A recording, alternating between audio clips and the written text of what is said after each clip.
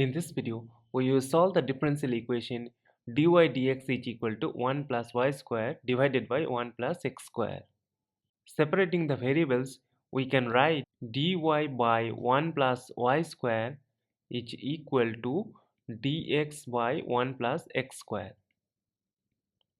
Now integrating, we can have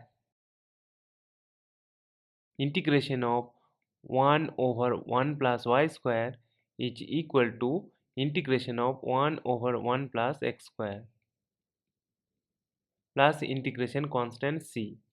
We know that this integration is equal to tan inverse y and this integration is equal to tan inverse x, and then we have integration constant c. Therefore, tan inverse y is equal to tan inverse x plus c is the solution of the given differential equation dy dx is equal to 1 plus y square by 1 plus x square, and this is our final answer. Thank you for watching. Please like, share and comment on the video. Also do subscribe the channel.